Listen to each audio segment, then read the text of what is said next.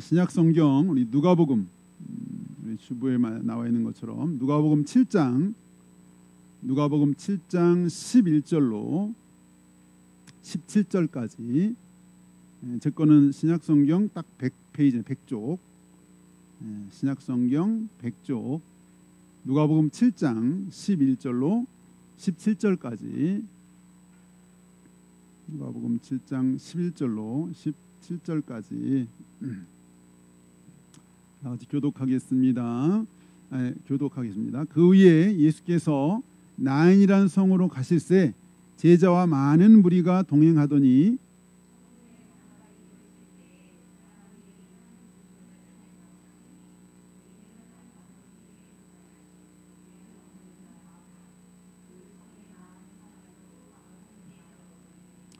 주께서 과부를 보시고 불쌍히 여기사 울지 말라 하시고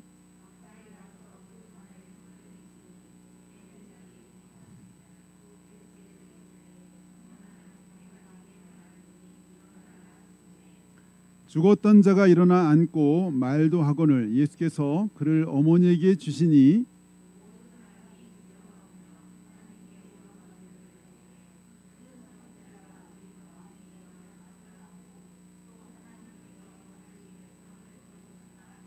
다 같이 예수께 대한 이 소문이 온 유대와 사방에 두루 퍼지니라. 아멘. 아멘. 오늘 죽음을 이기신 예수님 이런 제목으로 함께 은혜를 나누고자 합니다. 사실 부활주일은 지난 주일 지났지만 이 부활은 우리 신앙의 가장 중요한 가장 기초고 가장 중요한 덕목이죠. 부활. 우리 부활에 대해서 한 주 더 이렇게 좀 나누려고 하는데요. 이 세상에 많은 종교가 있지만 인간의 죽음과 부활에 대해서 명쾌하게 답을 주는 그런 종교는 없죠. 다시 말해서 다른 종교에는 없고 오직 우리의 신앙에만 있는 것이 바로 부활인데 이 죽음과 부활에 대해서 명백하게 말하는 것은 오직 우리의 이 복음, 우리의 이 신앙, 다른 모든 종교와 차별이 되는 너무나 정말 중요하고 모든 인류에게 중요한 이 부활 한 주만 우리가 나누기는 너무나 아쉽고 어쩌면 매 주일은 우리가 부활을 매 주마다 부활을 우리가 기념하는 사실 주일이 그런 의미도 있는데 우리가 아는 것처럼 부활은 역사적인 사실이고 정말 이 예수님이 부활하셨다. 이거는 너무나 분명한 실제 이루어진 분명한 메시지고 사실이고 팩트죠. 예수님이 죽으셨다가 분명하게 살아계시고 살아나셨고 지금도 살아계신 우리의 이 신앙이 얼마나 그래서 힘이 있고 감격이 있는지 예수님이 부활하셨고 지금도 살아계시다. 지난주 제가 이게 젊은 목사님 이 부부에 대한 얘기를 제가 이렇게 들었어요. 들으면서 다시 한번 이렇게 막 도전도 되고 했던 그런 이야기였는데 그 앞에 그런 얘기를 하더라고요. 사실 이제 그분이 강원도 정선에 있는 그 오지에 사역하신 분인데 자기가 처음에 거기 가게 될 때 얘기를 들었어요. 어떤 그 목사님 시찰 모임에서 어떤 목사님이 이제 자기를 그 오지에 좀 이렇게 와달라, 사역자로 부임해달라 이런 부탁을 받았대요. 근데 그 말이 뭐 거기가 어딘지도 모르고 그냥 그 말 듣는데 마치 그 주님의 음성을 듣는 것 같더래요. 그래서 이제 어쨌든 한 주간의 말미를 줄 테니까 한번 기도해봐라. 그 오지를 섬기던 전임 목사님이 사실 6년 동안 후임자를 구했는데 못 구했다는 거예요. 그래서 이제 그 사모님이랑 같이 금식을 했는데 월화수 금식을 3일을 하면서 금식을 하는 자꾸 말씀이 떠오르대요. 우리가 살아도 주를 살고 죽어도 주를 위해 죽나니 그러므로 사나 죽으나 우리가 주의 것이다. 이 로마서 14장 8절 말씀이 자꾸 생각이 나더래요.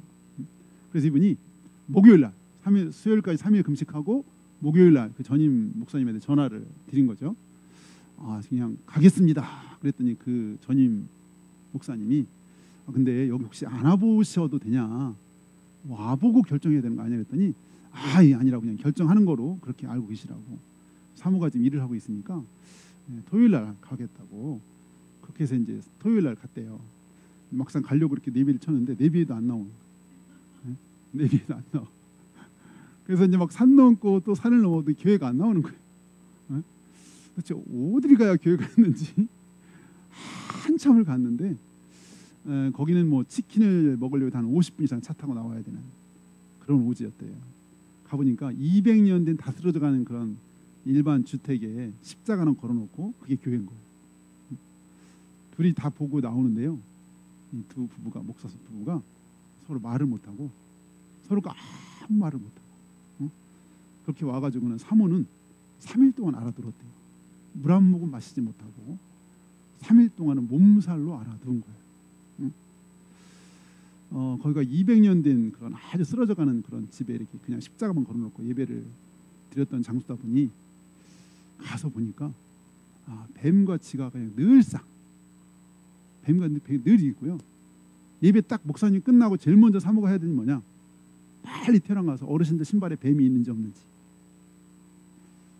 이사를 하려는데 뭐 농이 안 들어가가지고 농을 잘랐는데 저녁에 자려고 하는데 막 천정에서 막 소리가 나는데요. 무슨 빗소리가 나는 건데 스르륵 둥둥둥 스르륵 둥둥둥 뭔 소리 같아요? 뱀이 쥐 잡는 거예요. 뱀이 쥐 잡는 소리가 천정에 들리는 거예요. 스르륵 투두두 스르륵 투두두. 잠을 잘 수가 없고 이사하려고 하는데 하얀 벽에 시커먼 벌레들이 쫙 벌레들이 빨리 있고 먹을 수도 없고 잘 수도 없고 그 강원도 정선군 덕천이라는 덕천교회인데 근데 어쨌든 기도 응답받고 가는데 도망올 수 없잖아요. 어쨌든 그런 이제 그 얘기를 제가 들으면서 이렇게 장하게 얘기하는 이유는 우리가 이렇게 어떤 낯선 곳에 가는 거에 대해서 이렇게 설렘도 있지만 사실 두려움도 있죠. 왜냐하면 모르니까. 근데 우리가 가장 낯선 길, 우리가 가보진 않았지만 가장 낯선 길 중에 하나가 죽음인 거예요. 죽음은 실습할 수 있는 게 아니잖아. 이렇게 죽음을 뭐 여러 번 경험해보고 실습할 수 있는 게 아니죠. 그러니까 이 죽음만큼 뭐 기대되지만 또 이게 굉장히 두려운 한 번밖에 경험할 수 없는 거고. 그렇지 정말 죽음 다음에 누구 말대로 정말 제로인지 아무것도 없는 무상태로 돌아가는지 아니면 정말 어마무시한 막 정말 꿈에 악몽 꾸는 그런 세계가 있는지 아니면 정말 아주 찬란한 햇빛이 비치는 막 빛이 비치는 막 그런 곳이 있는지 알 수가 없는 것이죠. 이 죽음이라고 하는 거 사실은 우리가 가보지 않은 길이기 때문에 아까 그 부부가 가보지 않고 정해가지고 자기들이 만약에 갔으면 거기 안 갔을 거래요. 아마 거기 가보고 결정하시나 봐. 그래가지고 사실 그 전임자들도 굉장히 많은 사람이 왔다는 거예요. 근데 와서는 며칠 있다 그냥 소리도 없이요, 말도 없고 연락도 없이 그냥 사라지고 그랬다는 거예요. 그러면서 자기들한테 하나님이 전략을 너무 잘 짜신 것 같다고 막 기도하게 하시고 말씀을 막 주시고서 확 간 다음에 거기를 가게 하셔서 빼도 박도 못하게 거기서 이제 사역을 하고 계시더라고요. 어쨌든 우리가 가보지 않은 길, 마치 죽음이 사실 그런 건데 오늘 이 죽음의 현장에 우리를 초대하는 본문을 우리가 봤잖아요. 우리 12절 보겠습니다. 12절 다 같이 시작. 성문에 가까이 이르실 때에 사람들이 한 죽은 자를 메고 나오니 이는 한 어머니의 독자요 그 어머니는 과부라. 그 성에 많은 사람도 그와 함께 나오거늘. 여기 지금 여기 사람들이 한 죽은 자를 메고 나온다. 이 죽음의 현장. 정말 가보지 않은 그 길을 어떤 한 사람이 가고 있는 거죠. 한 죽은 자를 메고 막 이 난이라는 성에서 막 나오고 있는 거예요. 한 사람의 죽음의 그 장례를 치르고 있는 거죠. 장례 행렬이 지금 이렇게 가고 있는 거예요. 근데 마침 이 나인성에서 막 나오는 장례일이 있었고 예수님 마침 나인성으로 들어가려고 하다 보니 이제 이 죽음의 행렬, 장례 행렬을 만나게 된 거죠. 근데 예수님은 이 죽음의 행렬, 장례 행렬을 지나치지 않고 이 장례 행렬에 하나님 예수님이 이제 역사하시는 장면을 우리가 봤는데, 근데 여기 보면 예수님한테 이 지금 죽은 사람에 대해서 누가 소개한 얘기는 안 나와요. 가타부타 지금 한 장례가 이렇게 진행돼 딱 만났는데 누가 저 사람이 누군지 소개는 안 나오는데 성경은 여기 이 죽은 사람이 이 한 과부의 그것도 독자라고 이렇게 과부인데 독자다. 사실 이제 홀로 된 여인 이 당시 1세기 뭐 지금도 그런데 이 당시 1세기는 홀로 된 여인이 혼자 살아가기가 너무나 어려운 자기 생계를 꾸려가기가 너무 힘든 그래서 항상 예수님도 고아와 과부 이게 공의를 행하는 거다. 하나님 기뻐하신 거라는 얘기를 많이 했는데 그 혼자 여인이 살아가는 것도 힘든데 거기에다가 이제 유일한 소망이었던 아들 그것도 보니까 청년이었죠. 하나밖에 없는 아들 그 독자예요. 독자가 죽은 거예요. 이 독자와 과부라는 말은 이 여인의 참담한 심정을 그대로 보여주는 하나밖에 없는 아들이 죽고 여인 홀로 이제 남은 거죠. 우리 12절 12절 우리 다시 한번 볼까요? 12절 시작. 성문에 가까이 이르렀을 때에 사람들이 한 죽은 자를 메고 나오니 이는 한 어머니의 독자요 그의 어머니는 과부라. 그 성에 많은 사람도 그와 함께 나오거늘. 아마 이 아마 사정이 너무 기가 막혀서 그런지 여기 이 나인에 있던 성들의 많은 사람도 이 장례 행렬에 함께 했던 거. 너무나 안타까우니까. 여기 어떻게 이 청년이 죽은지 모르겠지만 그나마 이 홀로 사는 이 여인의 유일한 소망이었던 이 청년마저 이렇게 갑자기 죽고 나니까 이 성에 있던 모든 사람들이 너무 안타까운 나머지 어떻게 조금이라도 위로가 될까 이 장례 행렬에 같이 하게 된 것 같아요. 여러분 사실 죽음이라는 거는 이게 상실 갑자기 사라지는 거잖아요. 갑자기 어느 날 상실 그리고 이별 이 두 가지 다가 우리 인간에게 가장 참 어려운 거죠. 저희 식구 중에 이별이 굉장히 이별에 약한 사람이 있어요. 이별 그러면 눈물이 막 나요. 이별. 저희 식구 중에 그런 사람이 하나 있어요. 그 옛날에 키우던 강아지 이별하는데 일주일 내내 울고 다녔어요. 일주일 내내 강아지 이별하는데. 지금 애들 왔다 가면 막 그 이별의 아픔에. 그래서 저는 참 내가 너무 무심한가. 나는 애들 가면 그냥 가는 건데 아무런 아쉽죠. 그 정도는 아니거든. 너무너무 막 이별에 막 그런 게 있는 거예요. 근데 상실과 이별 두 가지가 다 있으면 인간 그것도 이제 그 정말 이별한 사람이 누구냐, 그 상실한 사람이 누구냐에 따라 그 강도가 나에게 엄청 다가오는 다른 거잖아요. 근데 지금 그 대상이 청년이에요. 청년. 어떤 목사님이 상가에 조문을 갔어요. 그 자기 성도의 집이었는데 그 상가는 어떤 상가냐? 그 엄마가 아기 엄마가 아기를 젖을 먹이다가 아기가 기도가 막혔어요. 갑자기 이렇게 애가 응급실에 가서 그런데 죽었어요. 갔더니 엄마는 거의 졸도했어요. 그러니까 무슨 말로 어떻게 위로할 수가 없는 거예요. 도대체 무슨 말로 해줄 수가 없는 거예요. 근데 나중에 이 애기 엄마가 나중에 시간 지나서 이 목사님 만나 그러더래요. 그때 정말 어떤 말도 자기가 위로가 안 됐는데 목사님 해준 말이 유일하게 자기가 위로가 됐다는 거예요. 그때 그 목사님 무슨 얘기를 했냐면 그 마침 그 젖먹이다 죽는 그 젖먹이 아이와 이 목사님 아이와 동갑이었대요. 그때 그 목사님 뭐라고 했냐면 내 딸 자기 딸이 목사님 자기 딸이 죽어야 엄마의 마음을 혹시나 제가 이해할 수 있을지 이런 얘기를 했다는 거예요. 근데 그 말만 위로가 됐대요. 그 말만 어떤 말도 위로가 안 됐대 자기한테. 그 당시 너무 기가 막혀가지고 젖먹이다가 기 넘어가지고 그렇게 갑자기 죽었으니 얼마나 이 자기의 죄책감부터 해서 뭐 정말 그 잃어버린 아이에 대한 이 엄마의 그 마음이 얼마나 찢어지겠어요. 잊지 못하죠 평생. 잊지 못하죠.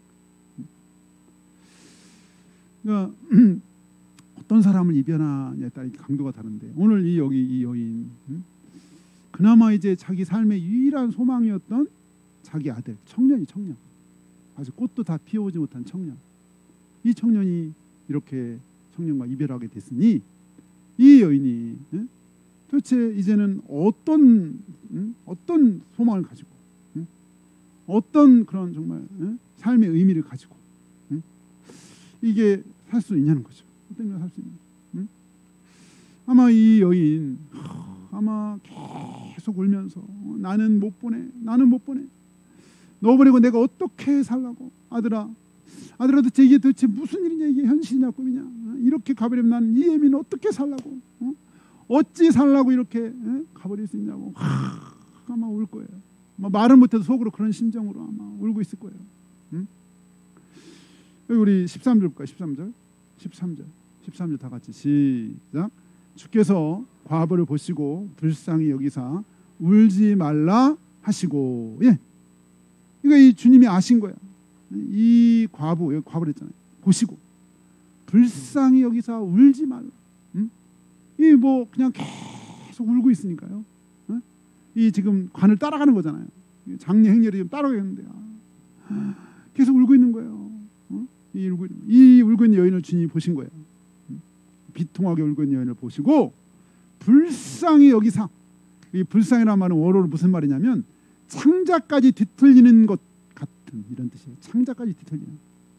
주님이 이 여인의 이 아픔에 깊이 공감하셔서 예수님도 예수님의 창자가 뒤틀려지는 것 같은 그런 그 안타까움으로 이 여인의 슬픔에 같이 마음을 함께 하신 거예요.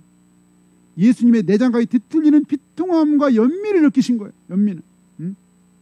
지난 우리 고난주간 때 우리 나집사님이 이런 메시지를 한번 하셨네요.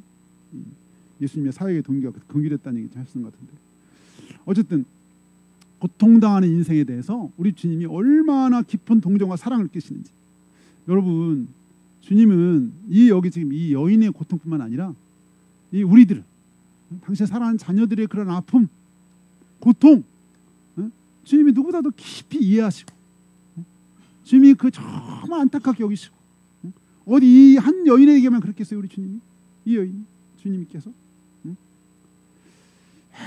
주님이 이렇게 안타깝게. 어쨌든 정말 이 여인에게는 이 죽음이라는 게 너무나 잔인한 거예요. 너무나 잔인해요. 물론 죽음이라는 게 어떤 누구도 거부할 수 없는, 죽음의 벽 앞에서 어떻게 누구도 이렇게 그걸 뛰어넘을 수 없는 게 죽음이죠. 물론 우리가 잘 아는 이세 영웅 호걸드, 우리가 잘 아는 알렉산더만 해도 알렉산더 20세 때 왕이 됐죠. 약관 20세 왕이 됐어요. 재판한 20세 때 천하를 호령하면서 그리스, 페르시아, 인도까지 그냥 완전히 다 쓸어버리고 대제국을 건설하고 유럽, 아시아, 아프리카 아우르는 대제국을 건설한 다음에 그리스 문화, 오리엔트 문화를 융합시켜서 그 헬레니즘 문화, 이 사람 아주 특이한 사람이에요. 그 헬라 문화, 그리스 문화를 전 세계에 전파한다는 강력한 어떤 의식이 있었어요. 학자들 데리고 다니고, 이 장군이 학자를 데리고 다녔어요. 학자들을. 그랬던 그 이 나폴레옹이 33살에 갑자기 죽었어요. 33살에. 이렇게 물론 죽음은 누구도 극복하거나 이렇게 예외된 사람이 없어요. 지금 이 여인에게도 마찬가지. 갑자기 찾아온 이 아들의 죽음을 이거를 어떻게 막을 수가 없는. 그런데 이때 우리 주님이 그걸 보신 거예요. 그리고서는 그 시체가 있는 관을 향해서 주님이 가까이 가시고, 그런 다음에 관에 손을 대셨어요. 원래 율법에 레위기에 보면 시체에 손을 대면 뭐예요? 부정이에요. 부정. 시체에 손을 대면 부정이에요. 관에 손을 댄 거는 시체에 손을 댄 거나 마찬가지.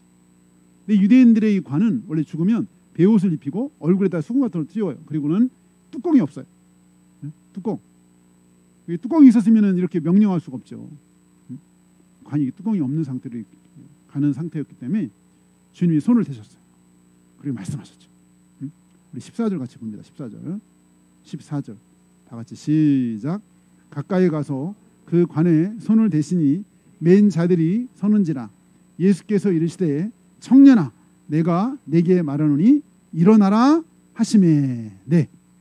야, 예수님 이 시체를 향하여 아무도 막지 못하여 속숨치 울고 있는 이 죽음을 향해서, 시체지만 죽음을 향해서 명령해서 청년아 내가 네게 말하노니 일어나라. 이 정도로 소리는 안 지르겠죠. 주님이 청년아 내가 네게 말하노니 일어나라 이렇게 주님 말씀하셨어요. 야, 얼마나 아주 통쾌한 명령이죠. 아마 근데 여기 같이 여기 메고 가는 관을 메고 가는 사람들도 해가지고 많은 사람이 처음에 그 얘기를 들어가지고 저 사람 도대체 뭔 소리를 하고 있는 거냐, 뭔 신나라 까무는 소리 하고 있는 거냐, 뭔 헛소리 하고 있는 거야, 지금 죽어서 지금 우리가 메고 가는 거 모르나?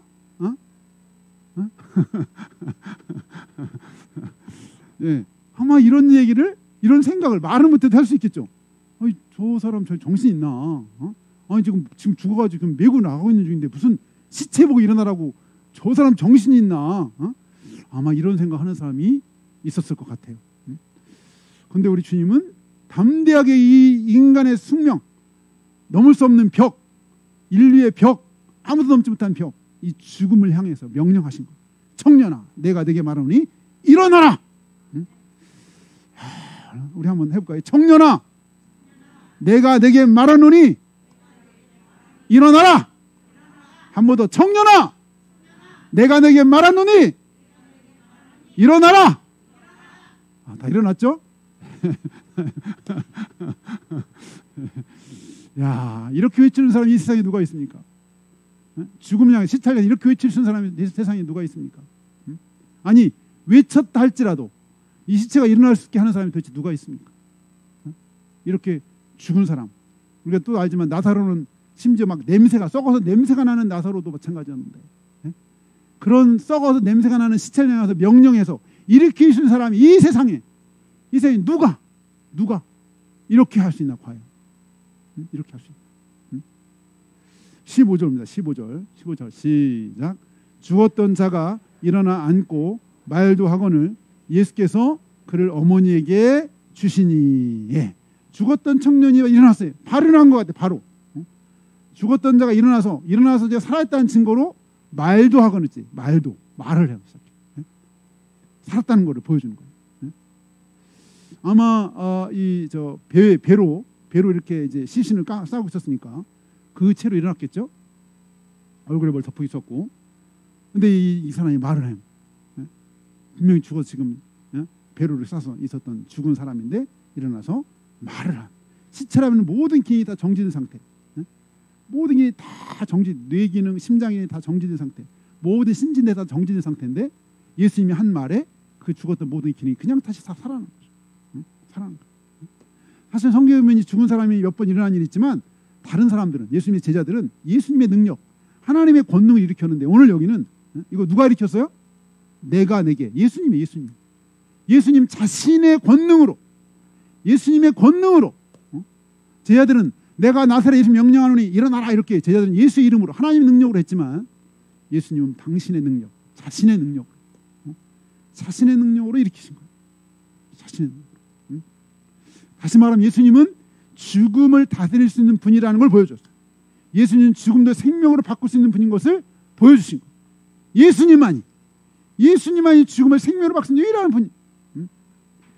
죽음은 인간에게 넘을 수 없는 절대적인 벽이었는데, 인간이 죽으면 모든 게 다 끝난다고 생각했는데, 그러나 예수님은 이 죽음의 벽을 깨뜨리시고 죽은 자를 일으키시는 이 놀라운 역사를 나타내 주셨어요.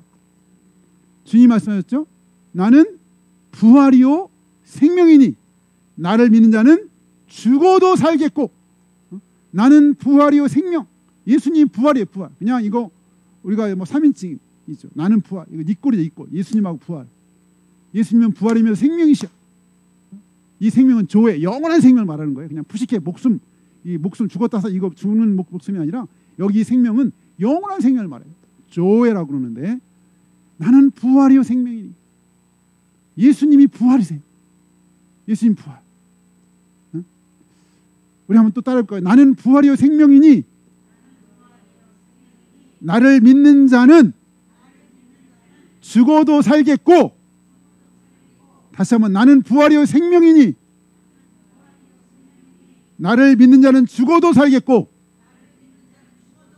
아멘, 아멘, 아멘. 네, 예수님은 정말 담대하게 자신이 부활이라고, 생명이라고 선언하시고, 예수님은 죽음을 다스릴 뿐 아니라 본인이 부활이다. 내가 부활이다. 정말 주님을 말씀하신 대로 주님이 죽으셨지만 3일 만에 죽음을 이기시고 다시 살아나신 것을 우리가 다 알고 믿는 바죠. 네, 그런 다음에 주님이 분명한 약속하셨죠. 나를 믿는 자는 죽어도 살겠고, 주님이 부활하신 것처럼 주 예수 그리스도를 믿고 거듭나고 주님 안에 있는 자, 주를 믿는 자 죽어도 살겠고, 죽어도 살겠고, 예수 믿는 자는 죽어도 다시 살 것입니다. 할렐루야. 네, 정말 주님이 죽음을 지시고 부활하신 것처럼 예수 믿고 거듭나고 하나님 자녀된 사람들은 죽지만 다시 살아날 것입니다. 네, 정말 그렇지는, 그러나 믿지 않는 사람은 죽은 후에 심판이 있죠. 영원한 불못 심판, 영원한 불못 심판. 그러나 예수님 믿고 거듭난 하나님의 자녀들은 죽음이, 이제는 죽음이 부활로 가는 관문이에요. 부활로 가는 관문. 믿는 자에게 죽음은 부활로 가는 관문이에요. 예수 믿고 죽은 사람은 다시 끝이 아니고 부활로 향하는 길목이에요. 길목. 죽음이라는 게. 앞에서 그런 얘기 했잖아요. 우리가 알지 못하고 가는 게 두렵다고 했는데, 우리가 만약 주님이 이런 길을 안 보여줬으면 여전히 우리는 정말 죽음이 두려울 거예요. 저도 이제 시간이 없으니까 가끔 제가 스포츠를 좋아하는데 스포츠 경기를 못 볼 시간이 없으니까 제가 보는 거는 딱 결과를 봐요. 근데 결과도 다 보는 게 아니라 이긴 것만 봐요. 이긴 거. 왜? 안심하고 볼 수 있거든. 괜히 뭐 저 경기에 내 목숨 걸 일 없잖아요. 괜히 심장 거기다 쫄깃쫄깃하게 하는 일, 젊을 때는 그랬는데 이제는 다 이긴 경기는 막 지금 지고 있어도 안심하고 봐. 저 이길 건데 결과를 아니까. 근데 얼마 전에 그 앙케이트를 조사했는데 요즘은 사람들이요 이렇게 그 경기 다 끝난 경기를 많이 본다는 거예요. 끝난 경기. 그게 그냥 실제 가서 관중에서 보는 것보다 더 많은 숫자들이 그 끝난 경기를 본대. 왜? 끝난 경기를 마음대로 보니까. 굳이 막 마음 졸이고 막 졌다고 막 성질 내고 막 이럴 것도 없이 진 걸 안 보면 되잖아. 우리는 이미 주님이 승리하시고 주님이 이미 다 이렇게 보여주신 것, 그 길을 가는 거예요. 그래서 우리가 정말 믿는 사람은 죽을 때도 우리가 감사하면서 두려워하지 않고. 그러니까 초대교회 그 예수 믿다가 막 순교하는 분들 전혀 두려워하지 않고. 이게 그 핍박하는 자에게 두려움이 되었죠. 아니 저렇게 처참하게, 육신적으로 처참하게 죽는데 전혀 두려워하지 않는 거예요. 죽음을 두려워하잖아. 여러분 제일 무서운 사람이 두려워하지 않는 거잖아요. 돈 두려워하지 않는 사람이 제일 무서운, 돈을 두려워하지 않는 사람이 그러던데 죽음을 두려워하지 않는 사람이 제일 무서운 사람이죠. 이미 주님이 보여주셨어요. 주님 보여주셨어요. 네, 그래서 정말 우리가 이 알지 못하고 가는 길은 두렵지만 이미 주님이 보여주신 길, 이 부활로 가는 길, 생명의 길. 그래서 우리가 언제든지 주님 앞에 기쁨으로 갈 수 있는 거죠. 기쁨으로 주 앞에 갈 수 있는 거죠. 죽음은 영원한 부활로 연결되기 때문이고, 죽음은 영광스러운 부활로 연결되기 때문이고, 죽음은 찬란한 부활로 연결되기 때문에 우리가 두려워하지 않죠. 고린도서 15장 55절에 보면 사망아 너희 승리가 어디 있느냐, 죽음아 너희 승리가 어디 있느냐. 사망아 너희 승리가 어디 있느냐. 죽음은 누구도 이기지 못한 최후의 원수였는데, 죽음은 모든 인간의 운명이었는데, 그러나 예수님의 부활을 통해서 이제 죽지 않을 몸을 입을 것을 선언하시고, 사망아 너의 승리는 이제 없다는 거예요. 사망아 너의 승리가 어디 있느냐, 죽음아 너의 승리가 어디 있느냐. 죽음을 이기신 예수님, 부활하신 예수님 때문에 우리도 사망을 이기고 죽음을 이기고 마지막 날에 부활할 줄 믿습니다. 그래서 고린도서 15장 57절 우리 주 예수 그리스도로 말미암아 우리에게 승리를 주신 하나님께 감사하노니. 승리를 주신 하나님께 감사하노니. 먼저 우리 주님이 죄와 사망에서 승리하시고, 주님이 죽음을 완전히 정복하시고, 누구든지 예수 그리스도 안에 있으면 같은 승리에 참여할 수 있도록 우리를 불러주셨으니 얼마나 감사하죠. 네, 얼마나 감사합니까. 정말 우리에게 놀라운 부활의 은혜를 선물로 주셨는데, 그래서 이제 정말 우리는 아까 그 오지로 갔던 그 목사님 고백처럼 살아도 주를 위해서, 죽어도 주를 위해서, 사나 죽으나 우리가 주님 위해서 사는 그런 정말 복된 인생이 된 거죠. 복된 인생. 이 놀라운 부활, 죽음을 이기시고 부활하신 그 부활을 우리가 할 수 있으면 더 많은 사람들에게 이 부활을 정말 선물로 전해줄 수 있는 저와 여러분들이 있음으로 축원합니다. 기도하겠습니다. 기도할 때 우리 주님께서 정말 이 인류의 운명, 어떤 누구도 해결할 수 없었던 이 죽음의 문제, 사망의 문제, 죄의 문제를 우리 주님이 해결해 주시고 승리하셔서 주 예수 그리스도 안에 있는 자들에게도 놀라운 부활의 소망을 약속하시고, 이것이 주님이 사실로서 그렇게 부활하신 것처럼 어느 날 우리에게도 사실로서 부활의 영광에 동참할 터인데, 우리에게 이 부활의 믿음과 이 부활의 소망을 주신 것에 감사하며, 우리에게 이런 영원한 부활을 소망으로 주셨으니 우리의 삶의 이 정말 목적, 영원한 부활의 그 소망을 바라보면서 이 땅에서 정말 하나님의 살아계심과 주님의 부활과 주님의 영광을 살아가는 우리가 되게 해주시고, 특별히 우리가 부활의 증인으로 살아갈 수 있도록 주여 우리를 사용해달라고 인류의 소리 한 목소리 같이 기도합니다. 주여, 할렐루야. 하나님 아버지 하나님, 내를